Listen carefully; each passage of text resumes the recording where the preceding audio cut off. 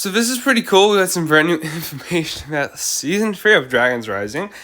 From Duck Wyatt, someone has asked Duck Wyatt a couple of questions. What will the scale of Season 3 be compared to previous seasons in terms of what happens in the season? The other question is that we won't touch base on in today's video is, will Moro appear in more than 2 episodes? Will the season be darker? These are questions that Duck Wyatt got an answer to. Apparently for the third question, that's a yes, and I'm excited for that. Now, what scale will this be on? Duck Wyatt says, I'm not don't know exactly sure what you mean by a scale, but I guess the answer is that it's roughly the same, unless you mean if the stakes are dire, then I'd say yes. So, things are going to get a lot worse for the ninja, but the scale is going to be high. Let's talk about the darker tone, though, because I want to talk about it quickly. Darker tone. Ninjago Dragons Rising hasn't shown its darker tone, but previous seasons of Ninjago have. Sons of Gammon Hunted and pretty much the Oni trilogy is the most darkest part of Ninjago.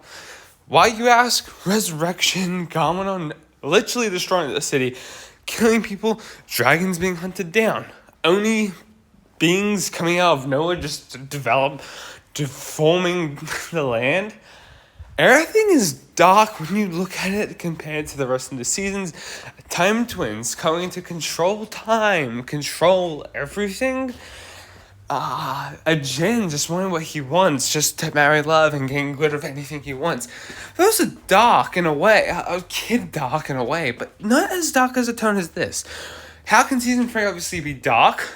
Number 1, Shadow Spin is really strong, and when you have Forbidden 5 now all loose, it's going to get worse for the ninja.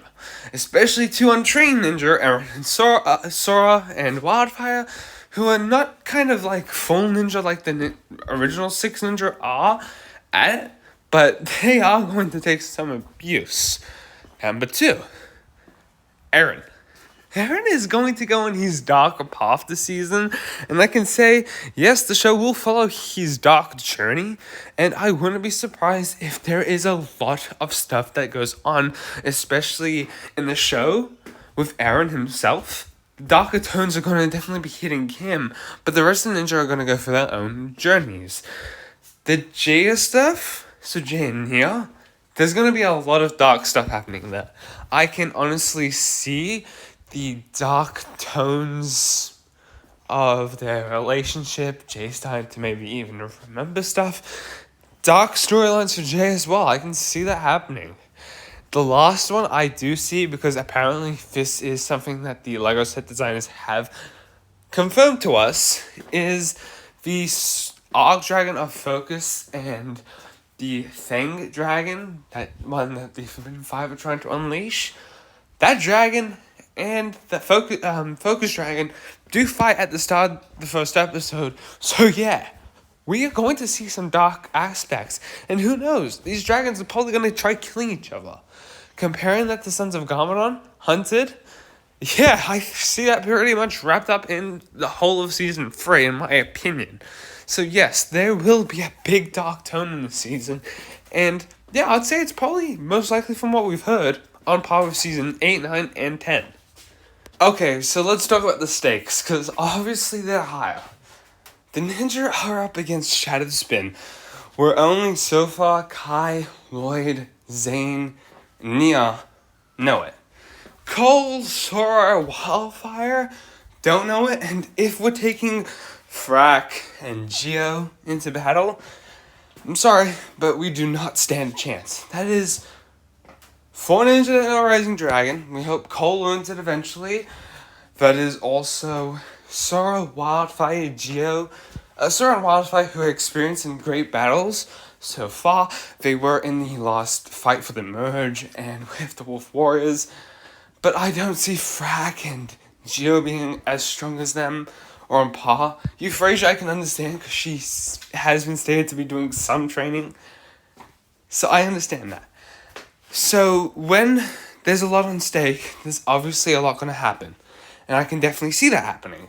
There is so many things that previous seasons, and I've brought up, in previous videos, especially in my Mars run, there is a lot they're gonna have to bring out this season. One of them is Jay. I'm gonna throw that out there. Jay is an important part of Ninjago's history, especially next year, 15 years. The writers have to quickly not just incorporate their Jay story physically and properly, they've got to make sure Jay's arc starts with season 1 and realistically with the end of season 2 where he left off. But they've also got to move his character now forward to push him for 15 years of Ninjago if they want sets to sell.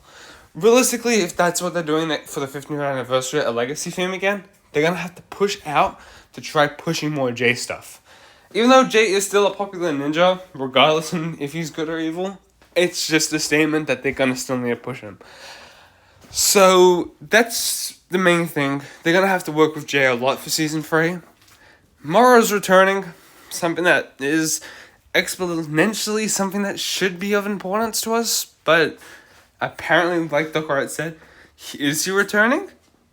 Question mark? Moro? What's that supposed to mean? Again, I said I'll discuss that in another video.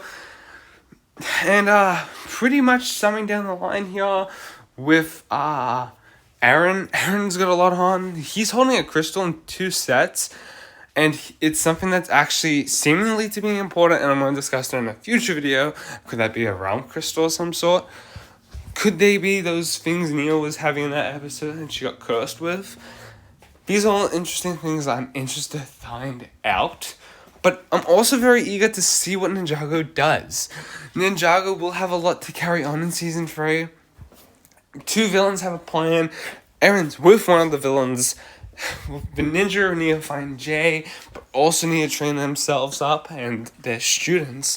They are going to need to know a lot to get through season 3.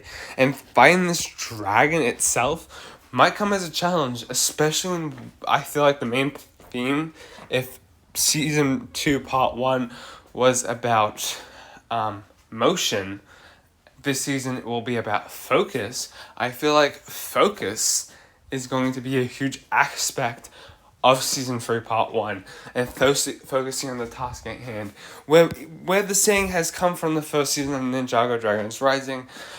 You must feel the calm. When there's no calm inside of you, you must find the calm outside of you. You've got to focus. And the ninja are going to focus on everything that's going around themselves. So we'll take Nier as a character for instance, because I feel like this is something that she'll have to do. To focus what's going on inside her, she's got to focus on it. And she's got to push through, because the battle is going to be fierce and it's going to be endless, especially for her where she is with Jay. But in the comment section down below, what do you think about all this new information I've just been sort of rambling my thoughts on? The whole reason why I don't want to talk about Moro in this video is kind of because he's returning, unless that's just the legacy figure, and I feel like that's just a bit of BS. But in the comments, let me know your thoughts. Thank you guys for watching. Peace out.